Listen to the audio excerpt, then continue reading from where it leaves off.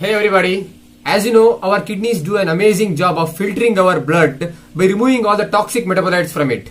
And probably you also know that they produce a very concentrated urine so that our body doesn't lose much water. So today we will see how our kidneys produce a concentrated urine, laying special emphasis on something called as counter current mechanism. So let's get right to it without further ado. Now before we go any further, let's get some facts straight.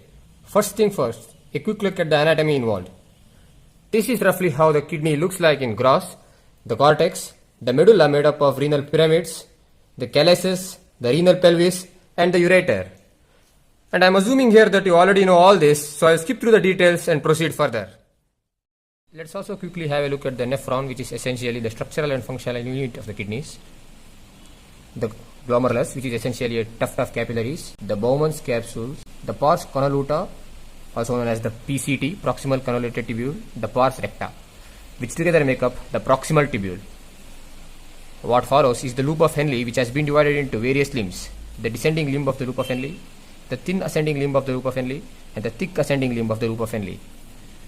And here we have the distal convoluted tubule, and this is the juxtaglomerular apparatus, the connecting tubule.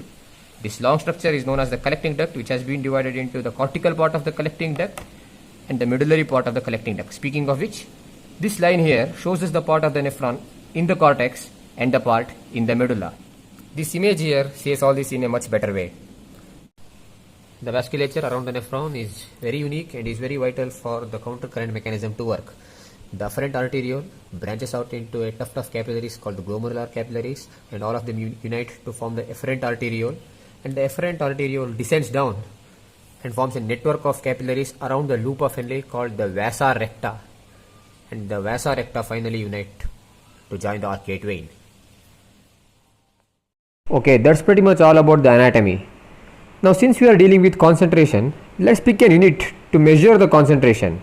Osmolality is defined as the concentration of a solution expressed as the total number of solute particles known as osmoles per kilogram of solvent. This may sound a lot similar to molality, but they are very different. With that, we are more or less through with the necessary basics. So let's double back to the original question. How do our kidneys produce a concentrated urine? Well, in order to produce concentrated urine, the kidneys require two things to be in place. One, normal ADH levels. Two, high osmolarity in the renal medulla. The ADH, antidiuretic hormone, also known as the vasopressin, is produced from the supraoptic nucleus of the hypothalamus, is stored and secreted from the posterior pituitary, exerts its action on the epithelial cells of the collecting duct by increasing the expression of water channels known as aquaporins. Here are the details.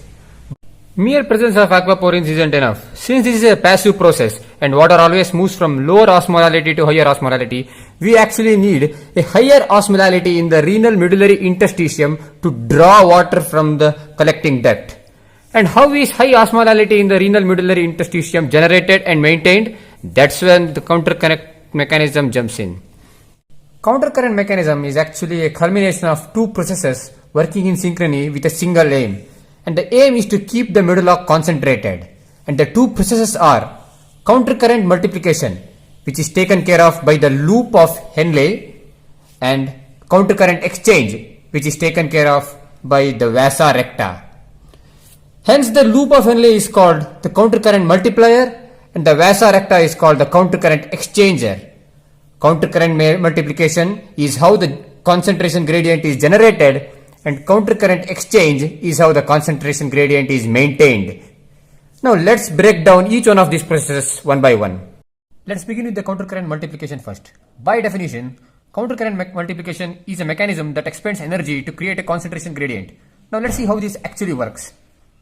The glomerulus filters out everything from the blood at a rate called the glomerular filtration rate, and the filtrate collected in the Bowman's capsule flows through the proximal convoluted tubule, where most of the important molecules like sodium ions, potassium ions, and glucose are reabsorbed.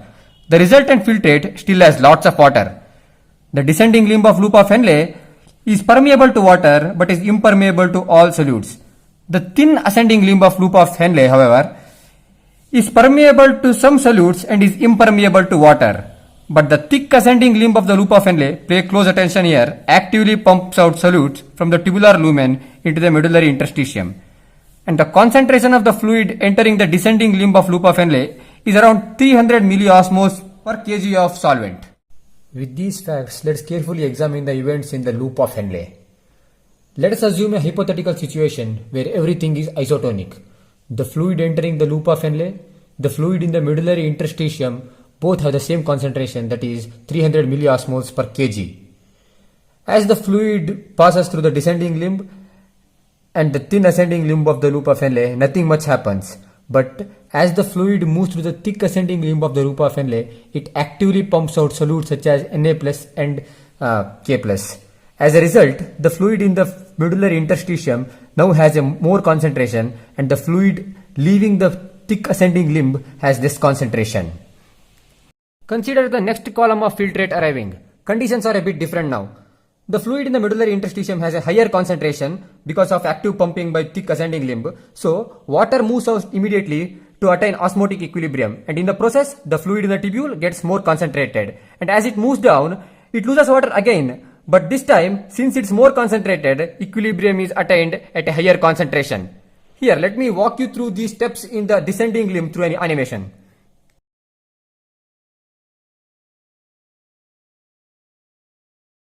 You can clearly see where this is going, right? The fluid in the tubule gets more and more concentrated as it moves near the tip of the loop of Henle. And when it finally ascends to reach the thick ascending limb now pumps out ions more easily since the fluid is more concentrated. This, when occurs once, is called the single effect. As the fluid is in continuous motion, single effects get multiplied over and over and results in something like this. The superficial medulla, since received most of the water, it has less osmolality, and the deep medulla has the highest osmolality. I recommend you to do this exercise by yourself, keeping these facts in mind. Okay, it appears that we have finally achieved a greater osmolality in the deep medulla. We can finally draw water from the collecting duct. But wait, don't the solutes accumulated in the medulla get washed away by circulation? And doesn't the water reabsorbed from the collecting duct dilute the medulla? This is what calls for a countercurrent exchanger, the vasa recta. Here is a simple representation of the vasa recta. As the vasa recta keeps downing deep into the medulla, it keeps absorbing solutes as the concentration goes on increasing. But it takes a U-turn, and that changes everything. As it returns back, the concentration of the medulla keeps falling, and hence it releases all the ions and takes back water. In other words, the solutes are being circulated within the medulla while water is being taken out. And hence, the concentration in the medulla is maintained. Water can now be drawn from the collecting duct with the help of ADH. And that, my friends, is all about the countercurrent mechanism, and here's what you should take home. Countercurrent multiplication and countercurrent exchange together make up the countercurrent mechanism. The thick ascending limb of loop of Henle spends energy to generate the concentration gradient. The U shape of the vasa recta makes it possible for the solutes to circulate within the medulla and hence keep the medulla concentrated.